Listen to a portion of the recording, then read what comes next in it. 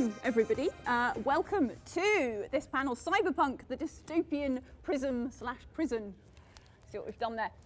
I think we're going to be using we're going to be talking about Cyberpunk really as a mirror, I guess, to our society, to see the ways in which our society might develop in future as we lean more and more on technology in our daily lives. And before we kick off, I'm just going to go down the panel starting at that end and just ask them to introduce themselves to you, if that's all right. Good afternoon. My name is Rafel Praszczalek. I'm writer at Cyberpunk 2077 at CD Projekt Red. And hello, I'm Antoni Strzalkowski, the producer in CD Projekt Red, Cyberpunk 2077. My name is Wagner, and I'm the head of Cliffhanger Productions, and we are doing Shadowrun Online. I'm Cory Doctorow, and I've been published in anthologies of post-cyberpunk fiction. So I guess, and you can tell that I'm post-cyberpunk because all the cyberpunks talked slow, and I talk fast, and all the post-cyberpunks talk fast. I'm Charlie Stross, and I'm the world's only academically qualified cyberpunk author. Let me explain that. Thanks to some spectacularly bad careers advice in the early 1980s, I initially studied pharmacy, meaning I have a degree in drug dealing. After the second time that a shop I was running was staked out for an armed robbery in 1 month, I decided to say sod this for a game of soldiers, went back to university and studied for a degree in computer science. So I have degrees in drug dealing and hacking, and I graduated with a second degree the year before Snow Crash came out, ringing down the curtains on cyberpunk as literature. Also, I got a phone call from Bruce Sterling at 5 a.m. on my 26th birthday, and I've never recovered. So my name's Demis Hassabis. I guess you could say I've had 2 different careers. So I started off as a games developer. I worked at Bullfrog and Lionhead with Peter Molyneux, working on some pretty big games for the time. This is back in the 90s when I was 16, 17. So Theme Park, Black and White, Syndicate. Then I ran my own games company after going to Cambridge, and then decided that that was all that could be done in games. So I just switched over to doing neuroscience and did a PhD at UCL. And now I sort of carry on with computational neuroscience, mostly studying how memory and imagination works, and also applying what we know about neuroscience to new types of artificial intelligence technology. Wow, great. And yeah, I think it's worth pointing out as well, something that Kieron, I think, first brought up, that we do have quite a split on the panel between novelists and games developers. So that gives us quite an interesting shift in perspective. I'm married to a games developer. Oh, My wife played Quake for England. That's pretty cool. Yeah, another dimension to things. So yeah, but one of the things I thought would be a good place to start was, I know, Charlie, you've got quite a lot of thoughts on cyberpunk, whether we live in a post-cyberpunk world or not, and I just wondered if you wanted to expand on that, just to kind of start the panel off. There's the classic thing that in fiction, I'm going to focus on fiction rather than games for now, authors write against the social context of the world they live in. So when they try and project onto what the silver screen of the future, they're writing about today's obsessions. William Gibson wrote Neuromancer in around 1982-83, and he was very much obsessing with the image of Japan, Japan the superpower from the early 1980s. The large corporate stuff, lots of black leather and chrome. It was a very deracinated future. And, we're living in a post-cyberpunk world. In 1999, I woke up one morning and had an existential crisis. Because I was sleeping on a futon in a 200-year-old flat in Scotland's capital city of Edinburgh, with a girlfriend with 3-foot-long purple dreadlocks, 18 computers in various states of repair. I was working for a dot-com startup and I was thoroughly burnt out, and I was trying to organise the defection of the software development team to a rival company. This could have been the plot of a William Gibson novel, even before you get into the eating Korean takeaway food. It really, really sucked. The existential angst arising from discovering you're 33 and living inside a 1980s cyberpunk novel should not be underestimated. Does anyone else want to come in on that? Is that something? I think that if there's a thing that defines the first generation of cyberpunks, with the exception of Rudy Rucker, it's that none of them knew very much about computers. Yeah. And computers were entirely metaphorical in their work. and that they were able to get away with that, to the extent that they got away with anything. They were able to get away with it because they were writing for an audience that knew virtually nothing about computers too. And as a consequence, they were able to create worlds that seemed compelling even though they didn't have many points of contact with the actual capabilities of computers, including things like neural interfaces that didn't have circuit breakers, so you could just send more and more voltage down the wire until you burned out people's brains and so on. And that the major difference between that generation and mine is that everybody knows about computers. Not only do the writers know about computers, but so does the audience. And so we all treat nanotech as though it were magic. Magic, fluffy pixie dust. That's right. And make the computers as mimetic as possible. And we have another arrival on our. We have a bonus guest. Would you mind just introducing yourself? I'm Kieron Gillen. I write comics about people. Actually, cybernetic. So I was quoting you because we were talking about the different perspectives. We've got quite a shift. We have a lot of different people coming from quite different backgrounds. So yes, good. Right. First question then. I suppose we'll get on to. This might be a very broad question to begin with, but is cyberpunk really just about our hunter-gatherer brains trying to make sense of technology? Can I take one? I don't know, the authors seem to be sort of at the forefront of that. In Shadowrun, Wi-Fi was invented in 2050, I think, because of the crash. And then none of the computers worked, so they got Wi-Fi. I don't think and still it works as a cyberpunk genre. I don't think it's about. I don't think it's about computers and technology. It's a near future prediction, and as all near future predictions, there's a certain large amount of failure in predicting the future properly, especially if it's like 50 years from now, where you can still sort of track the fact that you misjudged by 89%. But cyberpunk is about, I think, very much about a sort of a romantic view of the possibility of escaping what is a mostly capitalistic and commercialized world, which I think is why it's still attractive today, because all the technology. I mean, a lot of the science fiction genre of the far off science fiction starts to create societies that are theoretically possible or under certain circumstances possible, and we're trying to extrapolate a society from our current one, and that's, I think, more you can immediately grasp certain of elements of it, and that's why it's attractive to people.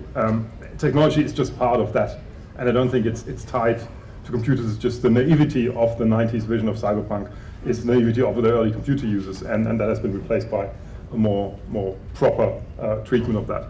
But cyberpunk isn't about the technology alone, I think. But is this, just picking up on something you said about this romantic idea, I mean, is in light of Prism, in fact, we've got this element in our panel discussion, is that hopelessly romantic? Is that something that the future is proving isn't going to be possible? Is, the cyber going to lose the punk bit? Can I make, I don't even think it's about, it's about society and state as well, but can we just make an experiment? Who of you likes large corporations? Which one? Okay. No, anyone. Okay, 1, 2, 3, 5. Who? You count for 5? No, 6 then. Who of you got their food from Starbucks or McDonald's today?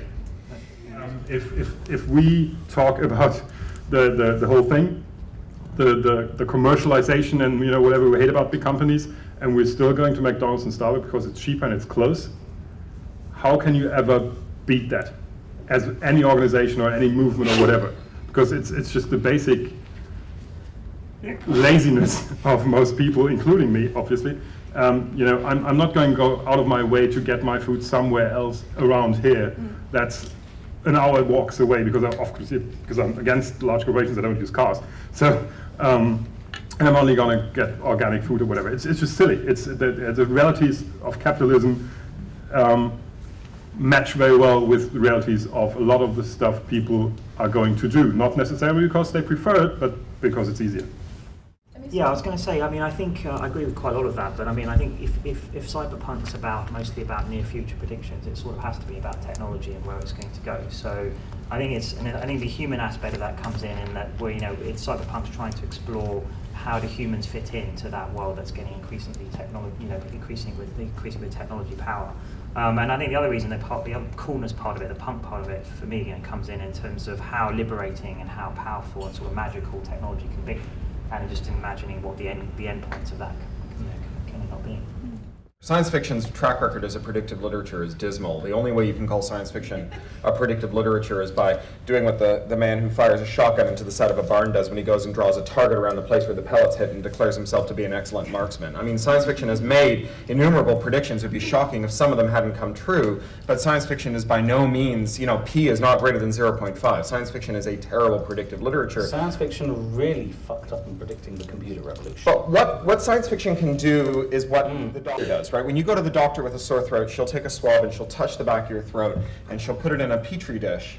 And that petri dish is not a model, and it's not a prediction, and it's not an extrapolation. What it is it's a simplified world in a bottle where one fact about your body, whatever's growing in the back of your throat, is the single totalizing factor in this artificial world. And by Monday, if she sticks it in the fridge on Friday, she can look at it and tell you what's in the back of your throat. And a science fiction writer can reach down into society and pluck one single technology that is diffused through all of our world and is touching at us in so many ways that it's acting on us from all directions, but so gently from every direction it's impossible to say what it's doing to us. You pluck that out and you make a world in a jar that is that artificial world where you have grown it out so that the one totalizing fact of that world is the technology.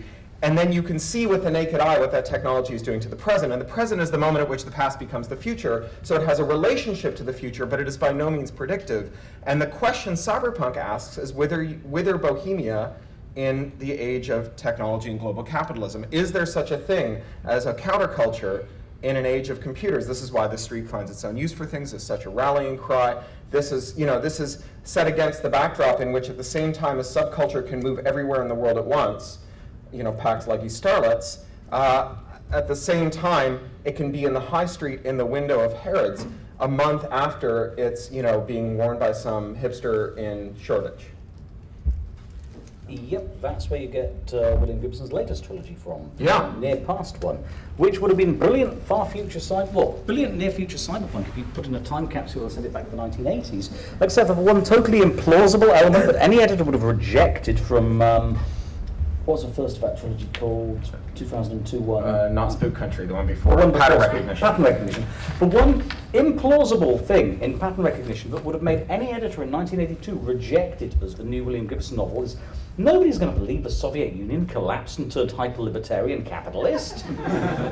SF is not a predictive medium, it's a diagnostic medium about the present day's ailments, using the future as sort of a screen in which to enact it, the growth medium, if you like.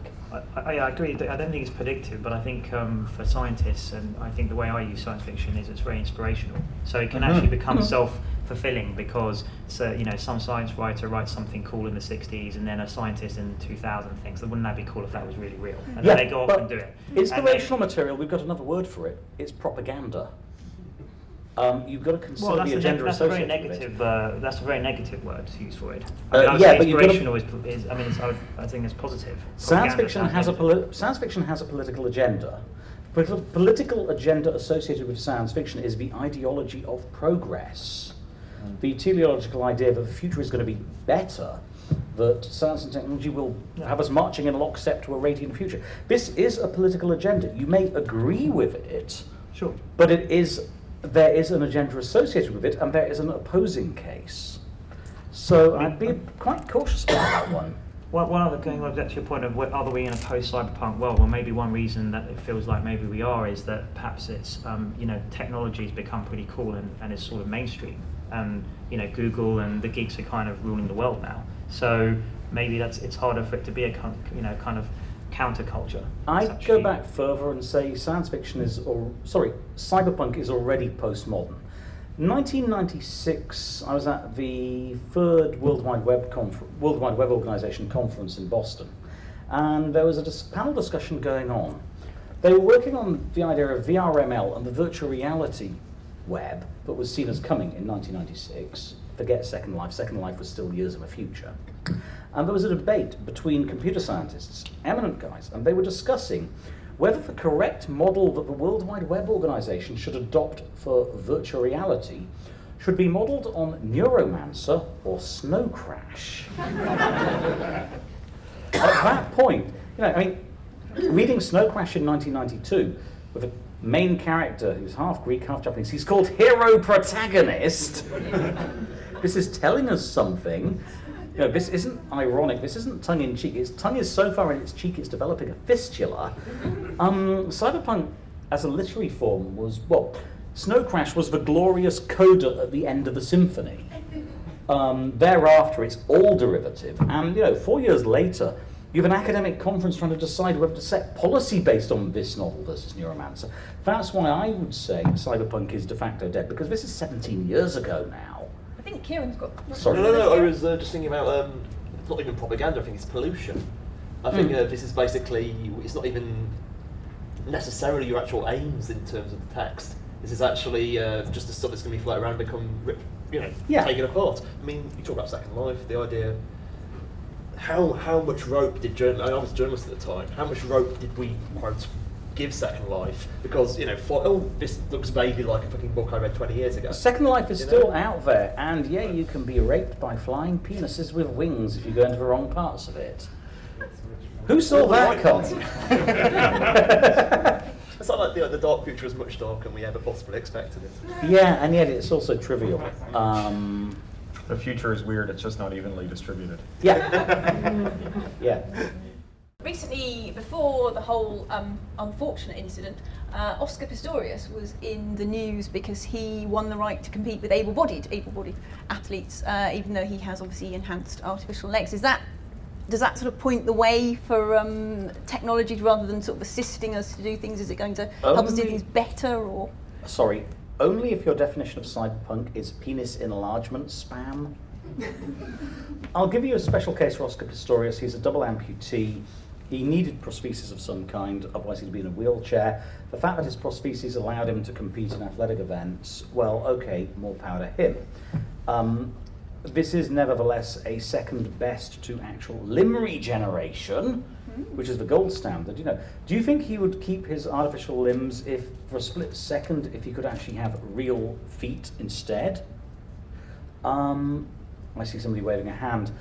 Enhancements are a very interesting area, but there's a difference between an enhancement that we adopt voluntarily and one that is merely a replacement for something we've lost and that isn't necessarily as good. For all that his feet are spring-loaded and allow him to run like the wind, he doesn't have sensation from them. But in terms of what he's using them for as an athlete, they potentially make him the superior of... It has interesting side effects.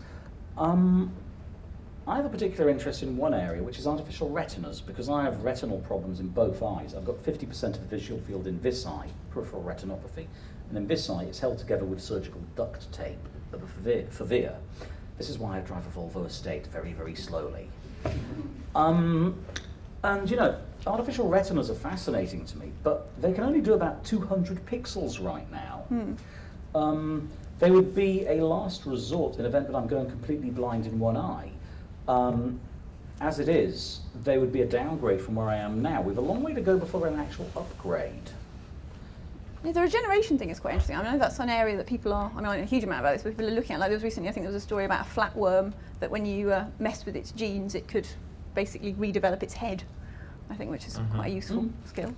And yeah, I think so. Yeah, it's kind of a. Anyone else want to comment on that? A particularly cyberpunk moment in the field of cyborg life was a couple of years ago when a bunch of Gulf War veterans were returning home from Iraq, missing arms, because this was the characteristic survivable injury of the Gulf War, is that you would be wearing a flak vest, and so you would have your arm blown off. And most of the action in prostheses is in feet, because that's a disease of the well-fed West where you get diabetes and you lose a foot. And so there wasn't much action in arm prostheses, and a lot of these people coming back from Iraq were engineers, and they started to network online to design better prosthetic arms for themselves, and incidentally for other people who are missing arms who've been suffering along, so like little kids and so on. There was a memorable photo of a little kid they'd given a Spider-Man arm to. And Quinn Norton, who writes for Wired, went out and interviewed some of these guys, and one of them had the most amazing money quote, which was, I want to make an arm so good you cut off one of yours to get one. So this is this like, shit picker, Iraq veteran, amputee, jackleg engineer, biohacker, who is whose goal in life is to make an arm that you'd slice yours off to get. That was properly cyberpunk. And just rather than sort of replacing, as you said, missing limbs, what about something like, say, high-frequency trading, where you are, dealing with billions, you're buying and selling in a split second? I mean, is that an area where people are going to get brain chips, going to get brain enhancements? Is that something that's going to, No, the human brain is too damn slow. The speed at which impulses propagate, action potentials propagate along a neuron in the human brain is about 200 meters per second. That's pathetically slow compared to any piece of electronics we've got today. It's much more likely we're just going to develop software as proxies for our intentions. And the high-frequency trading thing has actually run its course to some extent. A lot of trading, first it made the old day traders, human beings trying to make a profit by front-running, obsolete. It's hit the point now where a lot of the major brokerages are getting out of the trading game altogether because of the high-frequency trading is corrupting the system. They can't tell where things are going. It's actually dying down. It hit the point where large brokerages were competing to get servers in racks closer and closer to the routers at the heart of the stock exchanges, because every nanosecond they could shave off, and a nanosecond is the time light takes to travel 1 foot, or an electrical impulse takes to travel several centimeters. It was what made the difference between life and death if you're engaging in high-frequency trades. It's governed by the speed of light. It's been argued that high-frequency trading is a lot like spam. Spam is noise in the system. We are getting a lot more noise in our systems these days, and fundamentally the problem with noise is you eventually have to ignore it and filter it out, otherwise you can't get anything done. Yeah, I agree with that. I mean, I think that it's just going to be more AI and more algorithms rather than putting humans into the system for, somehow by plugging in some artificial chips and things. It's much more complicated to do that. There'd be no reason to, I don't think. Okay. I think that I often disagree with things Ray Kurzweil says, but one of the things that I think he's completely nailed is that the path to neural implants is not people looking for enhancements, but people who have some deficit or insult or injury seeking, as a last resort, some kind of improvement, and then that improvement being hitched to information problems improves at the speed at which we gain in our capacity to process information. And so, eventually it becomes greater than baseline or greater than whatever it was replacing. And you can see that, easily if you could imagine a cochlear implant that also was a Bluetooth headset and had, on board a year's worth of, audio storage. Yeah, artificial retinas. Right now, you've got 200 pixels grayscale. This is for people with total retinal degeneration. If you can get it up to, say, 4 million pixels, which is roughly where the human retina is, that's still not going to convince people. If you can go 4 million pixels and hyperspectral, so instead of red, blue, green channels, you've got about 8 color channels, that begins to look like something useful. But it has to be an enhancement that gets you better than what you've got now. But on the other hand, I mean, that's how prosthetic surgery started out, as a World War problem mainly, and now it's mainly used to improve boobs, or faces that look like boobs. So I don't think that the fact that we aren't there yet is no argument for it's unlikely to happen in the near future. I mean, as you all admitted, we're famously bad at predicting the future. So it's funny you should ask us about it. But I think the speed at which something is going to develop is basically tied to how useful it can be in terms of scaling it and selling it to somebody. But there's also intermediate steps. Yeah. Eric Drexler has a very nice line of explaining the difference between, say, fusion power and space elevators. Fusion power. It would be an ideal solution to our energy problems, but to get a fusion reactor that works and is economically viable, you've got to do a whole lot of different innovations on containment of plasma using magnetic fields, on getting energy out of it usefully, all sorts of stuff, on building the breeder blanket that generates more tritium to feed into the reactor. You've got what he calls a desert, technologically, during which you spend billions, and each incremental development you get from those billions still doesn't get you fusion until suddenly everything arrives at the other side of the desert and you have an oasis. On the other hand, you've got technologies like fullerene cables. At the other end of the desert, you can see a space elevator, a really amazingly useful technique that will revolutionize access to space. But along the way, you've got tapes made out of Buckminster fullerene of differing tensile strength. These are all still useful along the way because everybody needs a stronger cable. The stronger the cable you can make, you may not be able to make a space elevator, but you can certainly make a bridge that will bridge the English Channel or the Straits of Gibraltar. And this stuff is really amazingly useful. So my money would be on us getting the space elevator before we get fusion power, simply because every incremental improvement in the tensile strength of fullerene cables has commercial applications, whereas every improvement in the tech we need to contain a fusion plasma doesn't necessarily pay off until 20 years down the line. We've got everything in place to build the first commercial reactor. I think we've, for a panel about Cyberpunk, had an undue focus thus far on technology and not nearly enough on punk. This is all technology, this is an aesthetic. When people think Cyberpunk now, they're solely thinking about the aesthetic. Right, well, I think when they were thinking about it then, that's mostly what they were thinking about too. You know, John Shirley was an actual no-fooling Blue Oyster Cult lyrics writing punk. And you know, Kadri's covered in tattoos and you know, is a part-time pornographer, and you know, they were that these were compelling questions of the day, questions about bohemia and design and counterculture and subculture. That, like, this is if anything the thing that makes cyberpunk interesting, much more so than neural interfaces and VR. It's the fact that VR presented a world in which people were still in crazy ass, you know, youth gangs. I think we did actually have someone in the audience who wanted to ask. Yeah. Well, this is sort of open to the whole audience. Who here has a mobile phone now? Social changes kind of force us into sort of area. If everyone in the world was suddenly getting a really crappy cyberpunk arm, would that not then make... Did you have telepathy before you got your mobile phone? No. So the mobile phone, you do not have the ability.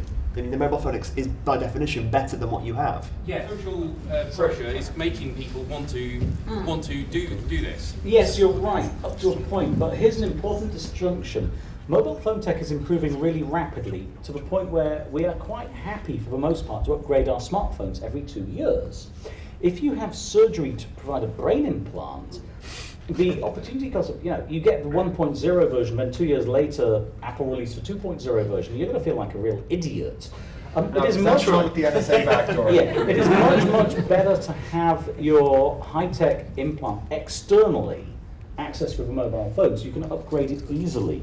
Building stuff into the body is a symptom of a mature technology that's not improving a lot from year to year. I actually think it's a symptom of cyberpunk being immature in the terms of they're still very much in the material. Like when they imagined it, you know, computers were still transported in, you know, U-Hauls, and the technology that gave you the ability to communicate instantly in virtual reality was completely science fiction.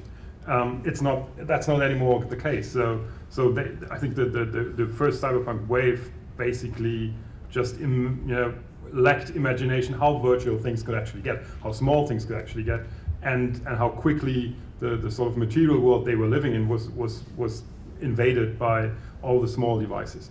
And with the size of the device, I don't think anybody would, or not a lot of people would, not enough people who have it commercially viable would be willing to implant anything if they could get the same thing by having a chip in their clothing, or, you know, something that's attached to their glasses. Go Oculus Rift and Google glasses. It's so much easier to do that because you can change it, and also much more in the interest of any company, because why would I sell you a brain chip that's very expensive to put in, has a high risk of going, you know, already during the operation, for you to keep it then for years. And I'd have to produce something that runs for years, where if I sold you a smartphone that got killed after a year, you'd be happily buying another of me. Well, but the reason you do it is because the street finds its own use for things. I mean, let's drag this kicking and screaming all the way back to Bohemia, right? I mean, if there's two telling lines out of Gibson, right? The first one is the street finds its own use for things, and the second one is don't let the little fuckers generation gap you. You missed the third. What's that? The future is already here. It's just not unevenly evenly distributed. Yeah. So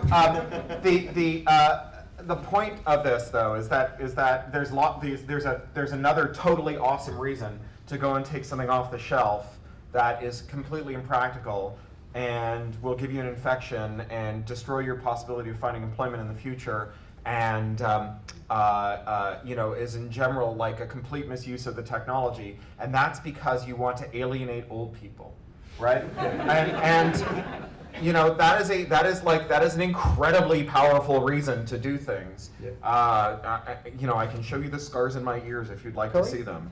An important thing Ken MacLeod made as a point some time ago to me: fashion, until about the 1880s and the development of the sewing machine and fabric getting a lot cheaper to manufacture, followed a 150-year-long cycle for about 1,000 years.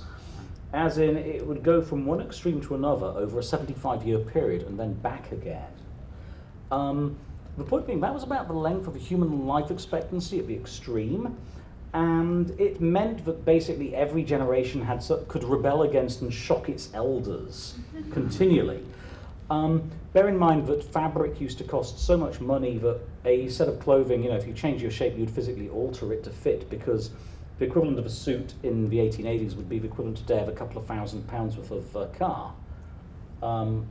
Clothing was far more expensive. And made of metal and heavy. Yeah, clothing was far more expensive then than it is today. If the price of jeans today cost what it would have cost in 1900, they'd be £400 or £500 for a pair. So and made of metal and heavy. Well, the point is, the fact that fashion was on this cycle meant that you could always shock the older generation, and it would sort of gradually, gently iterate through. The classic example is hoop skirts or similar over a 150-year cycle. From 1850s, with crinolines, go back to the 1790s French Revolution thing and the Empire line, and then back again to Queen Elizabeth I. I do love this almost entirely male panel is talking about crinolines. Because Ken MacLeod made this point quite cogently, but it's a generational thing that allows you to rebel against the elders. I suspect that what we're really going to see as interesting with cyberpunk in the future is the combination of mirror shades and steampunk. Before we get on to actually, at the back, in the red, you had a question. As that medical technology improves, there's no reason that we wouldn't see stuff that was effectively a 2-year cycle change mobile phone that you could put in your head. If they made a chip that could do it, it's all like neural channels basically, but they already exist. That technology is available. And is that something that's also, I don't know whether you know or not, but for people say with dementia, and obviously that's another... They're working on it. It's because the things that cause things like Alzheimer and dementia and Parkinson's, aside from the fact they're very difficult to diagnose and it's very difficult to look at the brains because the person's alive, yeah, you can only diagnose it. The things they do are generally very specific, but they're improving them to so the Parkinson or ones for Parkinsonian symptoms aid with movement control. So there's a possibility that they could be used to help people with substantial paralysis and that sort of thing.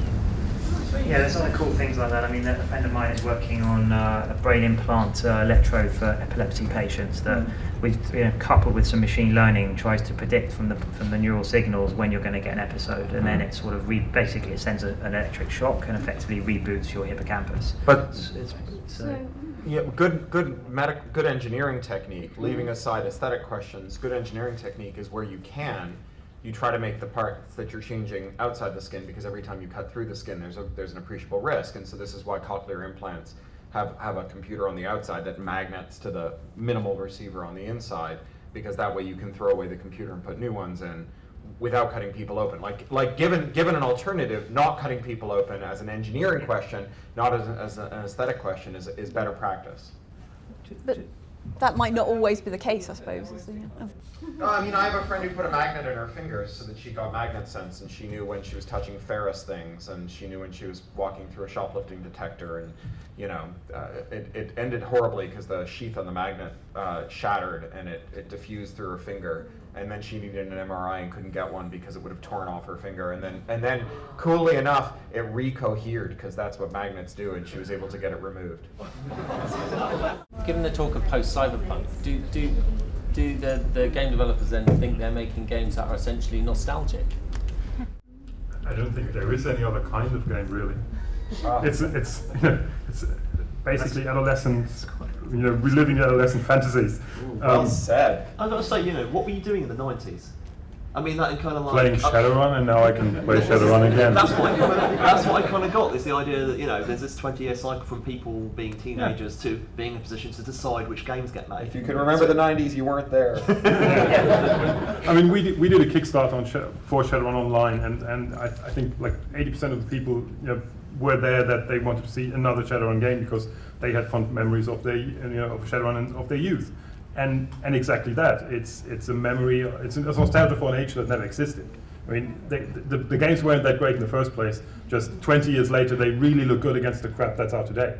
Does anyone else actually have? Because we haven't heard that much from our games developers. That's another depressing cyberpunk idea. Does anyone have a question for our games developers? Because we haven't had that much from them. I mean, what I think would be interesting to know then is how much of this current tech are you getting into what you're doing, and how much has basically been left behind? Because the original Cyberpunk game, for example, and same in Shadowrun, loads of the stuff they came up with there has been done years ago, as has been pointed out. So are you seeing yourselves looking forward to stuff to stick in there from current events, or like I say, just actually, just having to make do with what Cyberpunk had given us before, if you see what I mean? That's exactly the reason that we tried to push Cyberpunk forward. We changed the title for Cyberpunk 2077 for a reason, because we want to try to find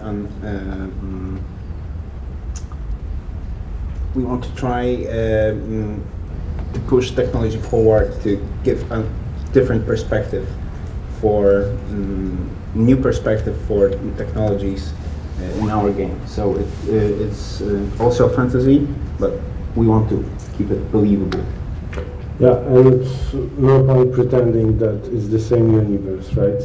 Yeah. Because our universe is already post-cyberpunk without being properly cyberpunk, because corporations are friendly and coffee giving. Yeah, they give us coffee, food, they entertain us, and even if we are rioting, we're still wearing stuff made in China. Yeah. If you try to make the technological leap too far beyond what Cyberpunk quote-unquote was, it's not Cyberpunk anymore. By definition, you become original.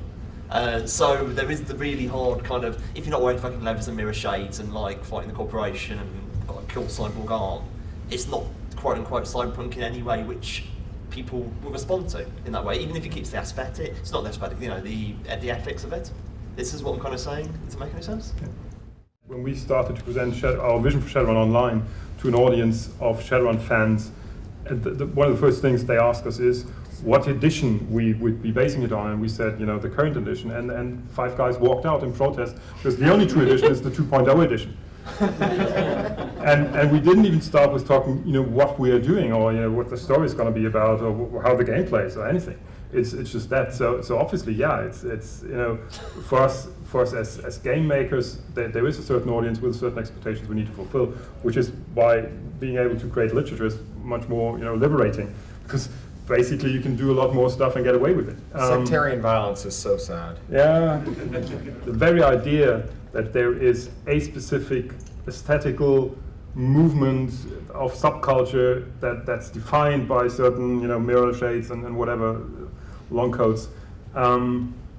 That's the charm of it. It's a subculture. I mean, they need to have their borders to define themselves against something, And if we were, you know, a different thing, then we wouldn't be cyberpunk anymore because we diverted too far away from that specific subculture. And by now, I mean that the guys that 20 years ago envisioned themselves in mirror trades and long black coats are probably, I don't know, running a company, having a family, and voting Tory. That doesn't stop them from having that fantasy about them being an underdog. It's much more comfortable if it's from the back of your Mercedes. In the right there. Isn't that kind of a problem with, basically you're talking about a nostalgia for a romanticized future which has now been Betamaxed by the actual future which has come along and said nope. Doesn't this mean, in a sense, that steampunk's going to have a longer shelf life than cyberpunk because you're dealing with a romanticized past? Also, you've got the whole aesthetic thing of a 150-year fashion cycle. So, steampunk with added microprocessors is the shape of the future, I'm afraid to say. I think that steampunk reflects on the present day in as much as it tries to merge the two best things about two different eras. The best thing about the early industrial era was the increase in productivity, massive increase in productivity. There is no virtue in the fact that most people can't afford clothes, right? Massive increases in productivity are amazing, but it came at the surrender of autonomy, right? If you're working on a line, you had to work by definition in lockstep with everyone else. If you were like, well, you know, I'm just not feeling it today, I'm going to step outside for a while, the whole assembly line grinds to a halt, and so you become part of a larger machine. Contemporary world is characterized by people who are able to harvest the dividends of technology and incrementally improve on them by, you know, writing a little more code and making the code that you had before do exactly what you needed to do. So it's full of people expressing autonomy, but getting productivity yields comparable to the era of the early industrial era. So you've got artisanal production and industrial production scale, and that's why, you know, the motto of Steampunk magazine is "Love the machine, hate the factory." Right, and so I think that, again, we're just talking about a reflection of the contemporary era, and a kind of hopeful one at that, you know, and obviously there are other undertones of colonialism and all the rest of it, but that's, I think, the thing that sucks people in, is the idea of being able to walk away from the assembly line but keep the high productivity that you got from assembly line production. As a parenthetical note, there's a book I'd recommend to people who are trying to think too deeply about this stuff, about the nexus between assembly lines and the Victorians and also the contemporary and the cyberpunk. A book called Inventing the Victorians by Matthew Sweeting, in which he examines the social and cultural history of the Victorian era and points out how a lot of stuff we think of as fairly contemporary was actually prefigured in the 1850s and 1860s, from the serial killer to spam. The first spam was sent in 1864 in the shape of telegrams advertising a dental agency. Actually, one of the first spams was done in the medievals, and they just painted stuff to convert you to Christianity, and they just spread it everywhere because people couldn't read and the pictures were pretty. So spam predates, you know, a lot of that. It's just the scale at which it's been produced that's been changed with industrial era. Oh yeah, well, there's a protozoan that. Viral media. Yeah, the industrial era made it possible to scale things, and that's what we're still looking at. Like the technologies of scaling are by no means at an end. Lots of the ideas haven't really been changing a lot. They just changed shape by being scaled so much that they affect all layers of society in all over the world. A change in degree affects a change in kind. I don't have the clever quotes, but I'm totally agreeing. Right, we have a question in the second row. Cyberpunk is very recent and partly current, obviously, because we've got some elements of cyberpunk that we're experiencing now. And although you're right that corporations are a lot friendlier and a lot prettier and a lot more delicious in the case of Starbucks, we've also got genetic modification, which has repercussions in the places where those kinds of products are being tested. We have, to an extent, you know, cybernetic implants, which may or may not become the future of warfare, we'll see. But in some senses, especially with programs like Prison and groups like Anonymous and stuff, would you say that we are still, to an extent, in just a slightly different, slightly prettier version of a cyberpunk world? Because a lot of what you've discussed is actually happening. It's just happening behind a veil of, you know, pleasant corporations and much less organized hackers than we see. I mean, the only reason I haven't said this is a fucking cliche is that cyberpunk contemporary fiction. You know, that's the reason why if there's a reason why Gibson novels have moved closer to where it's just that we live in that world now. Let me go a bit further. I think the main Cyberpunk difference is historical fiction. Yes. Cyberpunk is 33 years old, for God's sake. I think the main difference is the vain hope that the people with a gun or matrix link could actually make a difference in society. Yeah. It's just that that's what I'm saying. It's a romantic thing. It's just a make believe of whether it's the right technology or the wrong technology assessment, or whether Japan or China is going to be the future superpower. That doesn't really matter that much. It's how can we cope with something when the individual doesn't matter anymore, and it's desperately trying to reclaim the individual. Yeah. And we all see that that's probably not leaving. Cyberpunk is opiate. The idea that it's meant to lead to. It's consolatory literature with the idea of the rebel bit, the cyberspace cowboy pace William Gibson actually being able to change anything. There was a crit scene called Science Fiction Hydra in the 1980s where there was this debate between the science fiction writers of a day. They were trying to set themselves up as being a big cyberpunk forum. Which I'm trying to remember whether it was John Shirley or Bruce Sterling made the point that your typical cyberpunk protagonist in fiction can't program their way out of a microwave oven as a computer. So I do think that there is an element in which cyberpunk is still true today, and it's not the technological predictions, it's the question of whether and how networks enable bohemias or co-opt them. And this is like one of the great pressing questions of our day, because it's a question about authenticity, it's the question about astroturf, it's the question about agent provocateur. Are those messages really from people who are really real, or are they from people who are being paid by a company or a government? The major source of social control in China online is not the firewall, it's the 50-cent army who are paid half of a renminbi per pro-government message they post, rubbishing people who talk about corruption, right? So, this question of whether you can have an authentic bohemia online is like the question that we started asking in Neuromancer, we continue to ask ourselves today, and it's why things like MySpace are arguably pretty cyberpunk, especially relative to Facebook. The thing about MySpace was the heroic ugliness of MySpace pages were things that the designers trained of the day, not maybe a generation later, but the designers trained of the day would be pathologically incapable of reproducing in a way that couldn't be spotted a mile off. A fake MySpace page was visible from orbit, right? Because it just looked too good. It just in the same way that zine culture gave rise to a group of designers who could fake zines with perfect pitch. A generation later, if MySpace had stuck around, we get it. But the one bohemia that's unfakeable is unfortunately incredibly horrible, and it's B, right? It's Anon and B, and it's the super transgressive, hyper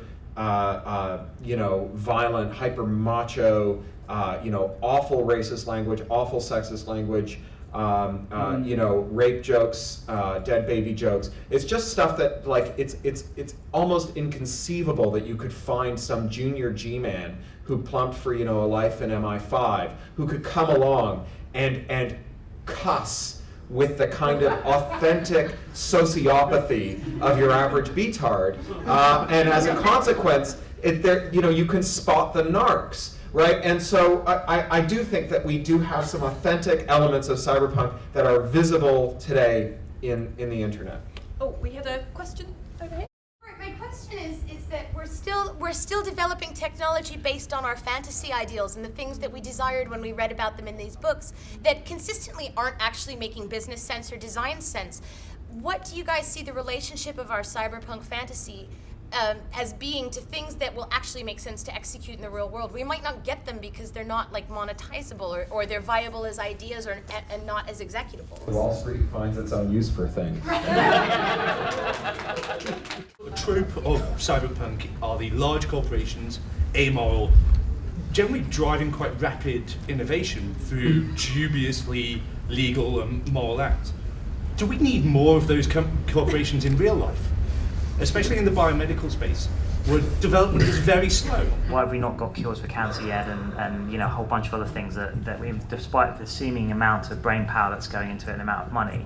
So I have a particular inside sort of view on this with going through academia the last sort of few years, being at sort of MIT, these kind of places, and so looking at the efficiency level of what goes on there. And it's just, the incentivization structures of academia are not correctly aligned with what society really would want out of it. So it's about publications and these kind of extraneous things and getting to the next stage. And I think we need some more kind of Manhattan projects in the world to not to build bombs, but to whether that should be in a corporation or not, or some other like non-profit foundation or something. I think we need more kind of concerted effort where there's a driving goal and it's driven more like a company would run things than. Right. Actually, we need Ben Goldacre here to deconstruct how the pharmaceutical industry works. I was just about to do a Goldacrean rant here because I mean our problem is not over-regulation, it's over-corruption. Yeah, well, it's regulatory capture whereby the large corporations have ensured that there's a horrifyingly expensive regulatory regime you need to jump through flaming hoops, to get a new product onto the market, because this freezes out competition from smaller companies. But it's also the fact that their capture of regulation is effectively put paid to science. So, for example, they don't have to publish their study outcomes if they don't want to, and they can cherry pick which study outcomes they publish. So Ben Goldacre puts it this way: if I wanted to do a study that showed that a coin always came up heads, and I only had to publish half of my results, I could do it no matter whether the coin was fair or not. So on the one hand, we don't know what works. And on the other hand, they bribe doctors, right? Doctors, in order to remain on the register, have to do continuing ed. All the continuing ed is provided by pharmaceutical reps. And the pharmaceutical reps give them money, vacations, trips, and misinformation in the form of medical pamphlets, which they use to write scripts for drugs that don't work. I mean, this is not a failure of too much regulation that makes it too slow. And if only we had some kind of libertopian regime, where the Ayn Randian Übermenschen could go off and create with impunity without having to trouble themselves with clinical trials. We would finally be curing cancer. I mean, the problem is that these artificial life forms, giant multinational corporations, Martian invaders, have use us as their hosts, and their only concern is that they don't destroy the host faster than they grow. Also, we have a huge industrial problem in the profit mechanism. They have to make a net profit over a patent within 20 years, or it times out. It takes 12 years to get a new drug onto market after you file the patent, so they've got 8 years to make $1 billion through paid development costs. It is far more cost-effective, to develop a new antidepressant, which somebody will be hooked on for life, than a new antibiotic, where they take a course lasting a week or so and are then cured. Which is how come we end up with antibiotic-resistant drugs that are threatening us with imminent doom. We tend to forget that before antibiotics, 1 in 3 of us died of a fulminating bacterial infection. Instead, we've got 100 different types of antidepressants. Most of which it's turning out they fudged the research on. Yeah, that too. It's not like there's a whole battery of cures and things that are being held back somehow by corruption either, or even greed on the profits of they're not even beginning to develop them. But they're not bothering. Like recently they tried to reorganize their entire sort of scientific discovery process to see, like, instead of having these massive monolithic teams, have much smaller, almost like little startups. And it seems to be working initially, that's what they say, but we'll see if it actually produces more drugs. But there's something wrong. I think the problem is that it's hard for society wants more innovation. We want faster innovation, but we don't know how to create the right environment. I disagree. I mean, in the case of pharma, there's just a ton of shitty science, right? Like not publishing your negative results so that everybody tries the same unpromising avenues over and over again. It's not surprising that produces bad science. Doing clinical trials exclusively on poor people in the third world, because nobody in the developed world is willing to go through clinical trials. And what you find out is that pharma that has some action that is marginally above the placebo, when tested out against an Indian farmer who's never had any intervention for heart disease, is then marketed for people who've had 11 pharmaceutical interventions over 20 years for heart disease, and may have no effect at all. I mean, it's junk science produces bad outcomes, right? Given that the incentive of the corporation is to be profitable, not to do good science, and good science is not necessarily confluent with profitability, not just for the reasons Charlie just described, but also just because doing bad science works if you can convince the NHS to buy a bunch of Tamiflu. The reason why there's a lot of innovation is a lot of the easy cures, so easy. Yeah, all the blockbusters have been blocked. A lot of them have been done. We had and harder things that are left, like Alzheimer's, and they're very complicated diseases. We had a great leap forward in pharmaceuticals between 1940 and 1985. Then progress stalled. The best analogy I can come up with is improvements in speed of air travel between 1905 and 1965. The fastest airliners we have today fly slower than they did in 1965. They're more efficient, they're quieter, they are cheaper, but they're slower. And we've had a similar thing with pharmaceuticals. They most development stalled out around the mid-1980s. I guess what I'm saying is that it's very hard to disentangle the effects of doing fundamentally bad science as a cause of producing those scientific outcomes from any inherent lurking complexity in the scientific problems. And that when we're not, it's, and I think that whatever problems we have, bad science makes it worse. So let's fix the science and then start opining about the difficulty of the problems. Oh, we've got another question. All right, me again. Cyberpunk, it's not really what we thought it would be in the sense that it hasn't predicted the future, no surprise there. In the third world, though, I mean, we've had the Arab Spring, which was essentially organized around social networking, pretty cyberpunk. We've got what we've just been talking about what's going on in the medical profession. Do you guys think there's a future for cyberpunk as a genre? Do you think there's a possibility for there to be a modern incarnation of it, or do you think that it's just going to remain something nostalgic that we play Shadowrun for? Could you write a cyberpunk novel today, or make a cyberpunk novel? Well, you guys are making one now, so I don't know. The least punk thing to do is form a punk band. That's really one of those great truisms. And it's exactly the same as if you could stick a cyberpunk label on whatever a cyberpunk novel would be today, it genuinely is not cyberpunk. It's nostalgic shit. I've no idea, and if I did, I would write the book. Oh, really? There was a great blog for a while called Afrofuturism that seems to have petered out, that was featuring a lot of stuff that I hadn't seen before from the African bits of the Anglosphere. Cyberpunk's going to be original to cultures that never got to experience the future that cyberpunk didn't turn into. I don't think that it's that the cyberpunk arrives nostalgically in other places. I think that, particularly when you're talking about translation, that it just arrives atemporally, right? Like that in the same way that we get bits of Japanese media completely out of order, and so we get something, and then we get something else, and it's unless you're a scholar of it, you don't know whether this is derivative of that or that is derivative of this, because we've gotten them. One of them might have come from 1985 and the other from 1999, and they've just both arrived, one after the other, out of order over the course of 4 years in the Anglosphere. In the same way, my foreign rights agents talk about going to Frankfurt or Bologna and selling to the foreign markets and going, well, all of a sudden, we're selling shitloads of John Brunner into Bulgaria, and he's a hot new author this year in Bulgaria, right? And it's just, it is this quality of atemporality that there is no now. There is just this protracted whenever. Part of what I wanted to ask about how the cultural context of that is being affected by how technology is playing out in developing countries, and just the idea that the original cyberpunk was very othering because it was sort of saying, oh, Japan is going to be the next kind of big thing, and then economic times shifted, and how is that being incorporated? Is that being responded? What are we seeing coming out of those countries, if anything? That's representing how that's being viewed internally. A couple of people from Israel backed our project. The main reason they backed it was they couldn't go out because there were a lot of rockets in the air. And they said they couldn't go out for 3 days, so they started on Kickstarter and they liked our project. To them it meant something completely different. And I think that's true with every cultural trend that you've got from either country.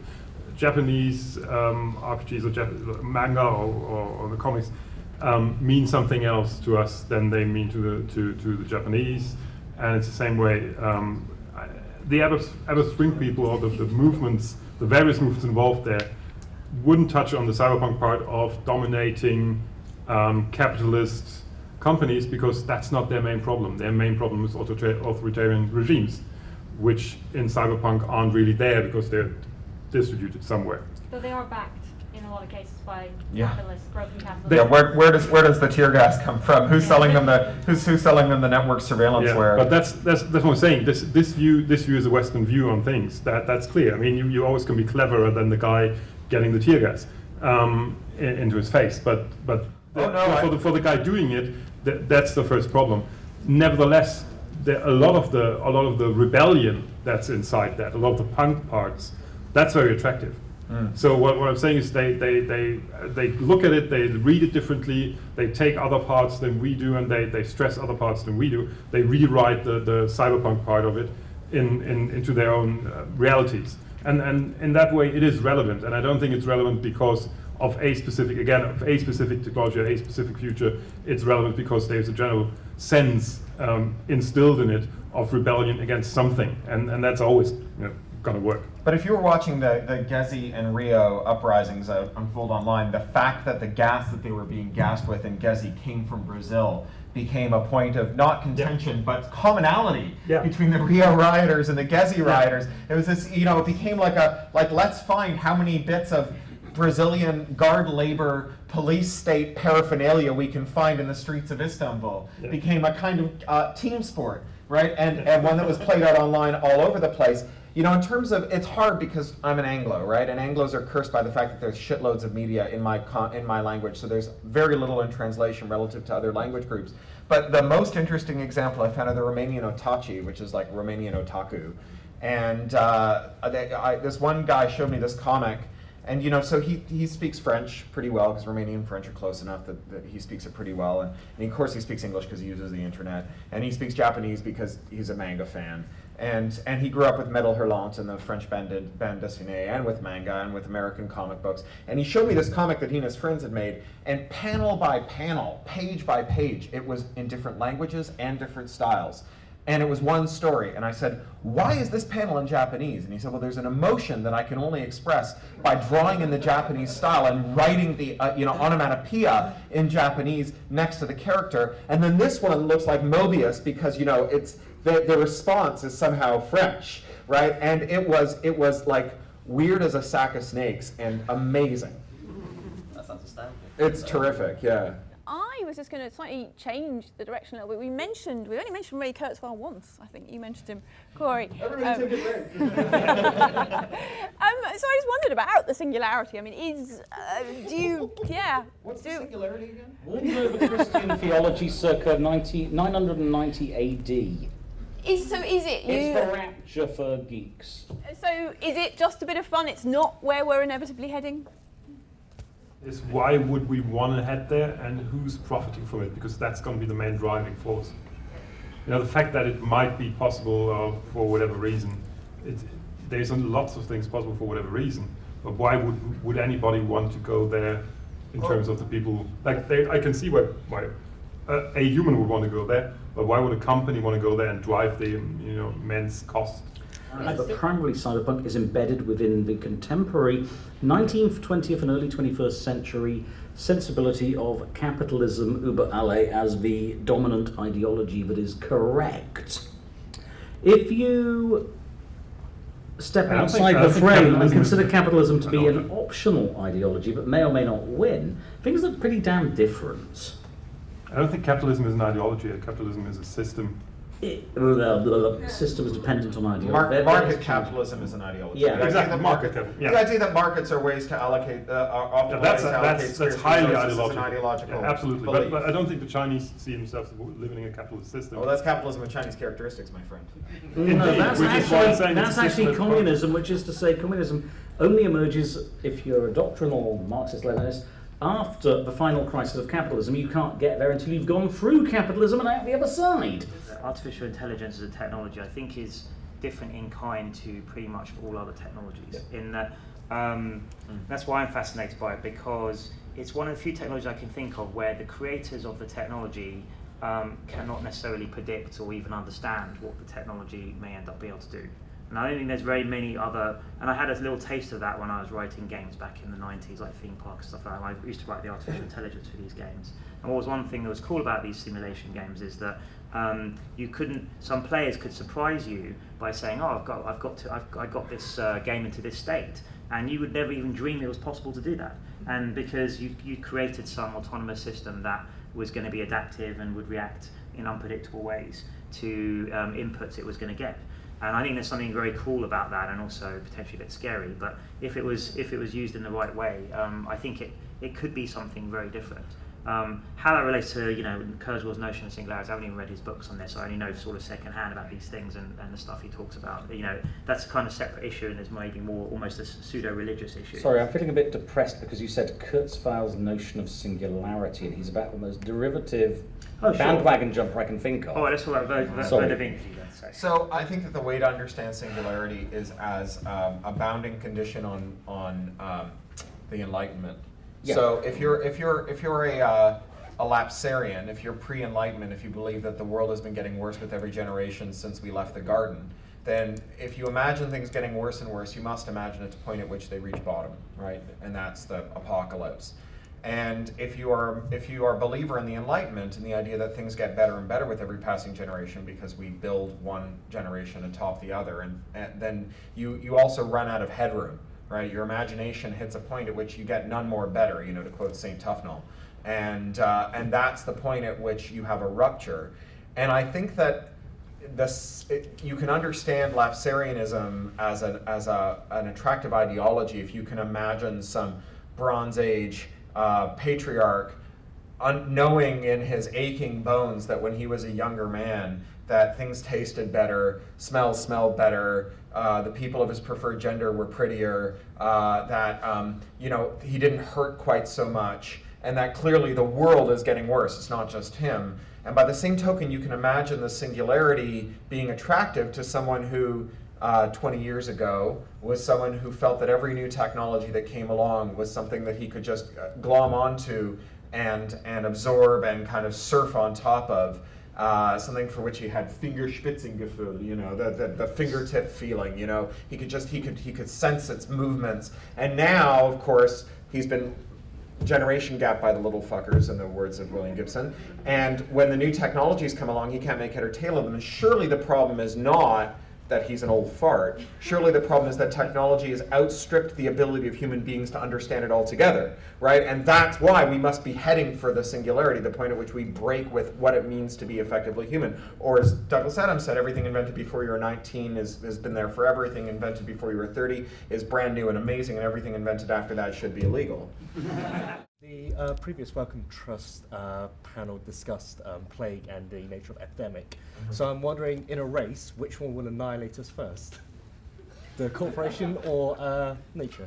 A parasite is stable when it denudes the host at the rate that doesn't outstrip its own ability to reproduce, right? You know, Ebola is naturally self-limiting because you explode when you get it.